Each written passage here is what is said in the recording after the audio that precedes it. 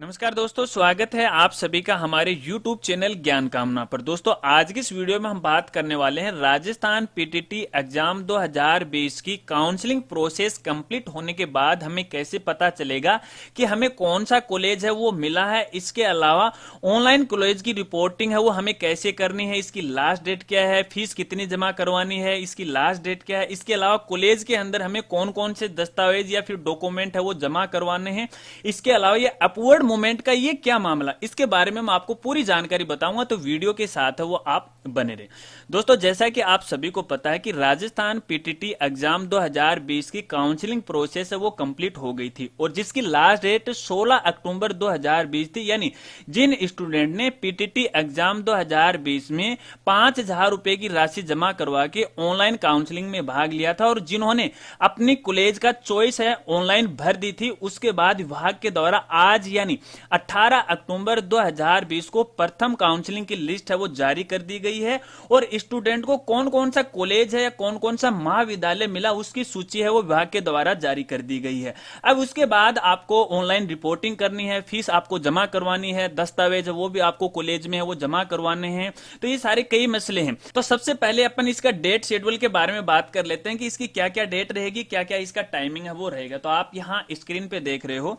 सबसे पहले बात करते हैं प्रथम काउंसलिंग के पश्चात आवंटित महाविद्यालयों की सूची की जो डेट है भैया वो आज की है, यानी 18 अक्टूबर 2020 की। यानी विभाग के द्वारा आज ही लिस्ट है वो जारी कर दी गई है और इससे हमें पता लग जाएगा कि हमें कौन सा कॉलेज है वो मिला। इसके अलावा प्रवेश हेतु 22,000 रुपए की शुल्क राशि आपको जो जमा करवानी है वो 18 अक्टूबर 2020 से लेके 23 अक्टूबर 2020 के बीच में आपको जमा करवानी है। इसके अलावा प्रथम काउंसलिंग के पश्चात आवंटित महाविद्यालयों में ऑनलाइन रिपोर्टिंग करने की डेट रहेगी 18 अक्टूबर 2020 से लेके 24 अक्टूबर 2020 तक का आप ये ऑनलाइन रिपोर्टिंग है वो करवा सकते हैं। देखिए, आपको बताऊं कि जो कॉलेज आपको मिली है, जो आपने चॉइस भरी थी और चॉइस के अनुसार यदि आपको कॉलेज मिल गया है, उस कॉलेज के लिए आपको ऑनलाइन ही रिपोर्टिंग करनी है, जिसके अंदर आपको ऑनलाइन ही कुछ डॉक्यूमेंट है वो अपलोड करने पड़ेंगे और ये जो शुल्क है वो आपको ऑनलाइन ही जमा करवानी पड़ेगी। तो इसकी जो डेट है वो 18 अक्टूबर से लेके 24 अक्टूबर 2020 तक है। चलिए, इसके अलावा अपवर्ड मूवमेंट हेतु ऑनलाइन आवेदन की जो डेट रहेगी वो रहेगी 18 अक्टूबर 2020 से लेके 25 अक्टूबर 2020 तक। चलिए, सबसे पहले मैं आपको अपवर्ड मूवमेंट के बारे में बता देता हूं कि ये मामला क्या है, क्योंकि काफी सारे जो स्टूडेंट हैं वो इस अपवर्ड मूवमेंट को लेकर कंफ्यूज है। तो आप अपना कंफ्यूज है वो दूर कर लीजिएगा और दोस्तों इस बात को समझने की कोशिश कीजिएगा। दोस्तों, मान लीजिए आपने प्रथम काउंसलिंग के दौरान बहुत सारे कॉलेजों की चॉइस भरी, ठीक है, और प्रथम काउंसलिंग में उन कॉलेजों के अंदर आपकी चॉइस के अनुसार कोई एक कॉलेज है वो आपको मिल गई, लेकिन वो कॉलेज आपके नजदीक नहीं है और आप ये चाहते हो कि यार मुझे तो दूसरी कॉलेज में वो नंबर मिलना चाहिए। तो ऐसे में विभाग के द्वारा आपको एक अपवर्ड मूवमेंट का ऑप्शन दिया जाता है और इसके तहत मान लीजिए जब विभाग के द्वारा अगली दूसरी काउंसलिंग लिस्ट है वो जारी करेगा, तो उस समय भी आप किसी दूसरे कॉलेज की रिपोर्टिंग करते हो या दूसरे कॉलेज के लिए ऑनलाइन आवेदन करते हो कि भैया मैं तो इसमें ही एडमिशन लेना चाहता हूं, तब आपके लिए अपवर्ड मूवमेंट का ये ऑप्शन है वो काम में आता है। नॉर्मली ये नहीं आता है। मान लीजिए आपकी प्रथम काउंसलिंग में जो चॉइस आपने भरी थी और आपके अनुसार जो कॉलेज है वो मिल गई, तब इसकी आवश्यकता नहीं होती। इसकी आवश्यकता तब पड़ती है कि हमने चॉइस तो बहुत भरी थी, क्योंकि काफी सारी चॉइस है कॉलेजों की हमें भरनी पड़ती हैं, लेकिन हमारे वो कॉलेज है वो नजदीक नहीं है। हम ये चाहते हैं कि यार हमें तो कोई नजदीक वाली कॉलेज है वो मिल जाए। तो ऐसे में हमें अपवर्ड मूवमेंट का ऑप्शन है उस पर अप्लाई करना पड़ता है और जब विभाग के द्वारा अगली सूची जारी की जाती है तो उस समय हमें दोबारा कॉलेज की ऑनलाइन रिपोर्टिंग करनी पड़ती है। तो पहले वाले से जो एडमिशन हटा के हमें नई वाले कॉलेज में एडमिशन वो मिल जाता है। यहां पर जो 22,000 रुपए की शुल्क है वो आपको केवल एक बार ही जमा करवानी पड़ती है। और दोस्तों, मान लीजिए कि आपने अपवर्ड मूवमेंट के लिए अप्लाई कर दिया, ठीक है, और दूसरी लिस्ट के अंदर आपकी चॉइस के अनुसार आपको कॉलेज नहीं मिली, तो आपको पहली वाली कॉलेज में ही आपको एडमिशन है वो लेना पड़ेगा और फीस है विभाग के द्वारा आपको वापस है वो लौटाई नहीं जाएगी। शायद आप समझ गए होंगे। इसके अलावा इसको लेकर यदि आप कंफ्यूज है तो आप वीडियो के नीचे कमेंट है वो कर सकते हैं। चलिए, अपवर्ड मूवमेंट है तो ऑनलाइन आवेदन की जो डेट मैंने बताई आपको 18 से लेकर 25 अक्टूबर के बीच में है।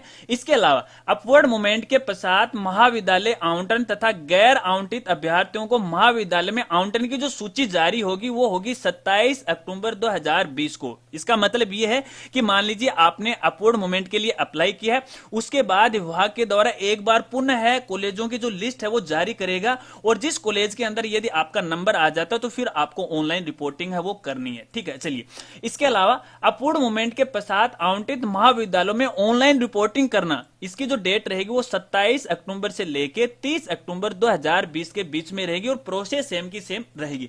चलिए फ्रेंड्स, अब बात करते हैं कि जब आप अपन ऑनलाइन रिपोर्टिंग करते हो तो ऑनलाइन रिपोर्टिंग करते समय आपको कौन कौन से दस्तावेज हैं वो जमा कराने। तो दोस्तों देखिए, इस बार क्या हुआ कि जैसे कोरोना चल रहा है और इसकी वजह से डायरेक्टली अपन कॉलेज में दस्तावेज वो नहीं जमा करवा सकते, तो ऐसे में हमें जो रिपोर्टिंग होती है वो ऑनलाइन ही करनी पड़ती है। अगर लास्ट ईयर की बात करें तो ये जो रिपोर्टिंग हुआ करती थी वो व्यक्तिगत होती थी, हमें कॉलेज जाना पड़ता था और वहां जाके हमें जो दस्तावेज वो जमा करवाने पड़ते थे। लेकिन इस बार ऐसा नहीं है, ये रिपोर्टिंग है आपको ऑनलाइन ही करवानी है। तो यहाँ पे आपको कौन कौन से दस्तावेज जमा करवाने वो मैं आपको यहाँ पे बता देता हूं। तो आप यहाँ स्क्रीन पे देख सकते हो, ये विभाग के द्वारा जारी की गई लिस्ट है। ठीक है, यहाँ पर आपको क्या क्या जमा करवाना है। यहाँ पर एक तो आपको जो कक्षा 12वीं की जो अंक तालिका है वो आपको अपलोड करनी पड़ेगी। ठीक है, इसके अलावा आपका स्व हस्ताक्षरित एक स्व घोषणा पत्र है जो कि मैं आपको दिखा दूंगा स्क्रीन पे, और आप ये डाउनलोड भी कर सकते हैं। मैं आपको बता दूंगा कहां से आपको डाउनलोड करना। ठीक है, सेल्फ डिक्लेरेशन फॉर्म है, ये आपको भरना है।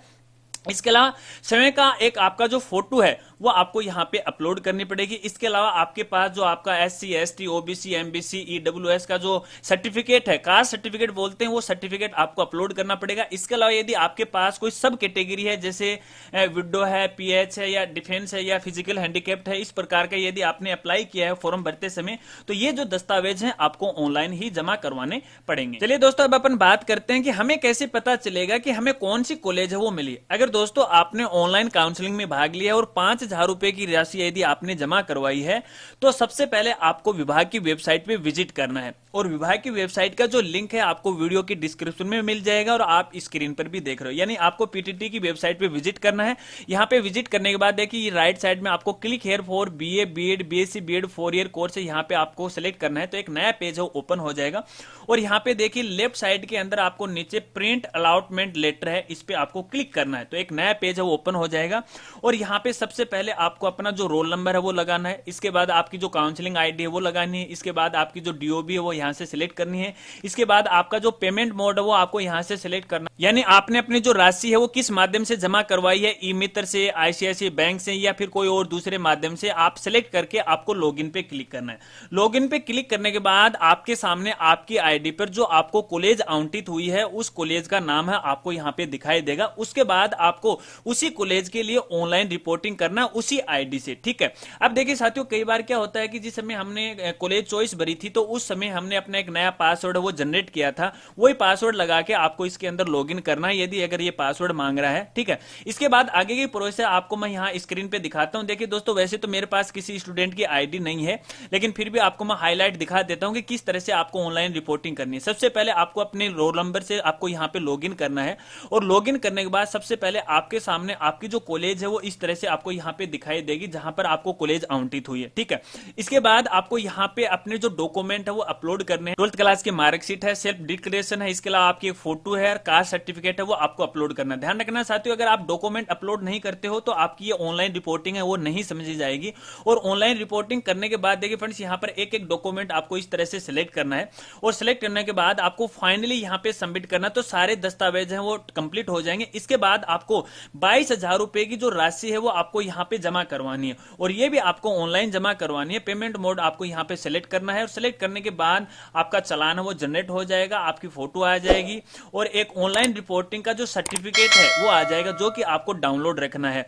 क्योंकि जब आप कॉलेज में जाओगे तो उस समय आपको ये जो डॉक्यूमेंट है आपको ले जाने पड़ेंगे, ये जो सर्टिफिकेट है ये भी आपको यहाँ ले जाना पड़ेगा, तो इसको आपको सुरक्षित है आपके पास रखना। और ध्यान रखना, यदि आप 22,000 रुपए की राशि नहीं जमा करवाते हो तो भैया आपकी ऑनलाइन रिपोर्टिंग है वो नहीं समझी जाएगी। तो चलिए दोस्तों, अब मैं आपको वो सेल्फ डिक्लेरेशन वाला फॉर्मेट दिखा देता हूं कि वो कैसा है, किस तरह से आपको यहाँ पे लिखना है और कहां से आपको ये डाउनलोड करना है। तो दोस्तों देखिए, ये सेल्फ डिक्लेरेशन का फॉर्मेट है जो आपको साधारण पेपर पे ही प्रिंट करना है और यहाँ पे आपको अपने जो पीटीटी के रोल नंबर वो लिखने हैं, आपका नाम लिखना है और डेट है वो आपको यहाँ पे लिखनी है और अपने जो हस्ताक्षर करके आपको अपलोड करना है। ध्यान रखना, ये भी आपको अपलोड करना है और अपने पास है वो सुरक्षित रखना है। अब ये डाउनलोड कहां से करोगे, तो देखिए दोस्तों, अगर आप ये डाउनलोड करना चाहते हो या तो आप विभाग की वेबसाइट पे विजिट कर सकते हो। ठीक है, यहाँ से आप डायरेक्टली इसे डाउनलोड कर सकते हो या फिर आप इसको हमारी वेबसाइट से भी डाउनलोड कर सकते हो और हमारी वेबसाइट का नाम है www.rajguruji.com। जैसे इस वेबसाइट पे आप विजिट करोगे, थोड़ा सा आपको यहाँ यहाँ नीचे आना है और नीचे आने के बाद देखिए आपको यहाँ ऑप्शन मिल जाएगा पीटीटी 2020। इस पे आपको क्लिक करना है, एक नया पेज है वो ओपन हो जाएगा और यहाँ पे आपको थोड़ा सा नीचे आना और नीचे आने के बाद देखिए यहाँ पे लिखा हुआ सेफ डिक्लेरेशन सर्टिफिकेट फॉर्मेट, आप डाउनलोड है वो कर सकते हैं डायरेक्टली यहाँ से। अब देखिए फ्रेंड्स, यहाँ पे हमारी वेबसाइट के ऊपर आपको पीटीटी एग्जाम 2020 को लेकर के जितने भी लेटेस्ट अपडेट हैं, सारा जो शेड्यूल है आपको यहाँ पे मिल जाएगा। जो नए नए अपडेट विभाग की तरफ से आते हैं वो सारे अपडेट आपको यहाँ पे मिल जाएंगे, तो आप हमारी वेबसाइट पे है वो विजिट कर सकते हैं। तो दोस्तों इस प्रकार से अपन पीटीटी एग्जाम 2020 में कॉलेज के लिए ऑनलाइन रिपोर्टिंग कर सकते हैं, फीस है वो जमा करवा सकते हैं। और मैं उम्मीद करता हूं कि शायद आप ये अप्रूव्ड मूवमेंट वाला मामला वो भी समझ गए। यदि आप समझ गए तो आप वीडियो के नीचे कमेंट कर सकते हैं। इसके अलावा पीटीटी एग्जाम 2020 की कॉलेज की ऑनलाइन रिपोर्टिंग को लेकर के यदि आपके और भी कोई सवाल है तो आप वीडियो के नीचे कमेंट कर सकते हैं, मैं आपकी पूरी हेल्प करने की कोशिश करूंगा। और दोस्तों मुझे बताना कि आज की वीडियो आपको कैसी लगी। अगर वीडियो और जानकारी आपको अच्छी लगी तो यार वीडियो को लाइक कीजिएगा और इस वीडियो को ज्यादा से ज्यादा सोशल मीडिया पे जरूर शेयर कीजिएगा ताकि सभी दोस्तों को इस बारे में है वो पता लग जाए। और चैनल पे नए हैं तो चैनल को जरूर सब्सक्राइब कीजिएगा और सब्सक्राइब करने के बाद बेल आइकन है वो जरूर दबाएगा, क्योंकि हमारे चैनल पर आपको इसी तरह से एजुकेशनल जानकारियां हैं वो मिलती रहेंगी, गवर्नमेंट योजनाओं के बारे में जानकारियां वो मिलती रहेंगी। चैनल को जरूर सब्सक्राइब करना और बेल आइकन है वो दबा लेना। मिलते हैं फ्रेंड्स अगली एक नई वीडियो के साथ, तब तक के लिए जय हिंद जय भारत।